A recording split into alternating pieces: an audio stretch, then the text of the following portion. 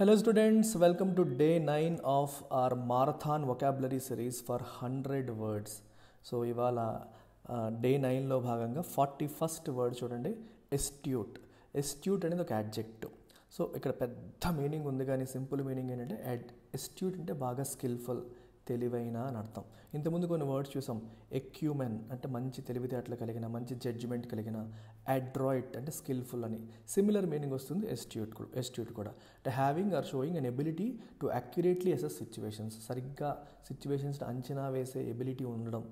అలాగే ప్రజల్ని, పీపుల్ని, సిచ్యువేషన్స్ని సరిగ్గా అంచనా వేసి మనకు అనుకూలంగా మార్చుకోగలిగే తెలివితేటలు ఉన్న వాళ్ళని ఎస్ట్యూట్ పర్సన్స్ అంటాం. హీఈస్ అన్ ఎస్ట్యూట్ పొలిటీషియన్ అంటాం. సో రాజకీయాల్లో ఆరితేరిన వ్యక్తి. సో సిచ్యువేషన్ని సరిగ్గా అంచనా వేయగలుగుతాడు, మనుషుల్ని సరిగ్గా అంచనా వేయగలుగుతాడు అని మనం చెప్పొచ్చు. ఎగ్జాంపుల్ చూడండి, the astute business man knew when to invest and when to hold back.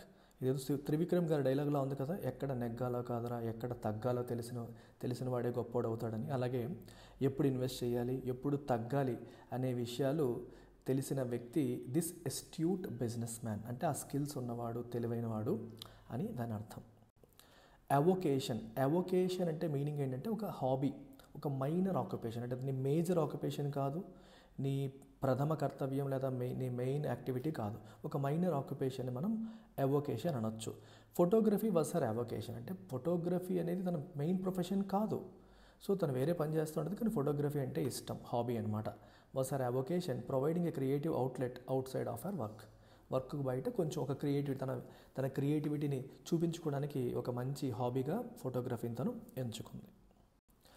Authentic చాలాసార్లు మనం వింటాం. అథెంటిక్ అంటే ఏంటి? జెన్యూన్ అని, ఫేక్ కాదని, రియల్ అని అర్థం. ఓకేనా? The painting was confirm to be authentic by art experts. ఒక పెయింటింగ్ వేశారు, అది కాపీయా, వేరే వాళ్ళు చూసి కాపీ చేశారా, జెన్యూనా, అథెంటిక్ అని చెప్పి, సో ఆర్ట్ ఎక్స్పర్ట్స్ చూసి అది అథెంటిక్ అని చెప్పి తేల్చారు అని మనకి ఎగ్జాంపుల్ తెలుస్తుంది. అటానమస్ అంటే అర్థం ఏంటమ్మా? Acting independently or having the freedom to do so. అంటే అటానమస్ బాడీ అంటాం. అటానమస్ బాడీ అంటే ఇండిపెండెంట్గా యాక్షన్ తీసుకోగలిగి, ఇండిపెండెంట్గా డెసిషన్ మేకింగ్ చేసుకోగలిగే ఎబిలిటీ ఉన్న ఆర్గనైజేషన్ అటానమస్ బాడీ అని చెప్పేసి అంటాం. సో ఎటువంటి ఇన్ఫ్లుయెన్స్ లేకుండా, ఫోర్స్ లేకుండా ఇండిపెండెంట్గా నడవగలిగితే మనకి అటానమస్ అని చెప్పి అనొచ్చు. చూడండి, అటానమస్ కాలేజెస్ అంటారు. కాలేజ్కి అటానమస్ స్టేటస్ ఇచ్చారంటే వాళ్ళు ఎప్పుడు ఎగ్జామ్స్ కండక్ట్ చేయాలి ఏంటనేది వాళ్ళ ఇష్టం అనమాట. The self driving car operated in an autonomous manner. Self driving car ఎటువంటి డ్రైవర్ ఇన్స్ట్రక్షన్స్ లేకుండా అది అటానమస్గా ఆపరేట్ అయ్యింది అని ఎగ్జాంపుల్. ఎవరైస్ అంటే అర్థం ఏంటంటే ఎక్స్ట్రీమ్ గ్రీడ్, అంటే అత్యాశ, విపరీతమైన ఆశ. For wealth, material gains. ఏదో సంపాదించేయాలి, ఏదో కూడగట్టేయాలి అని చెప్పి విపరీతమైన ఆ గ్రీడ్ని మనం ఎవరైస్ అని చెప్పి అంటాము. His avarice knew no bounds. Bound అంటే ఏంటి? పరిధులు లేవు. అంటే అతని ఆశకి అంతు లేదు అంటాం చూడండి, వీడి ఆశకి అంతు లేదురా అంటాం, అట్లా అనమాట. సో దానికి అసలు పరిధి లేదు. యాజ్ ఈ pursued wealth at any cost.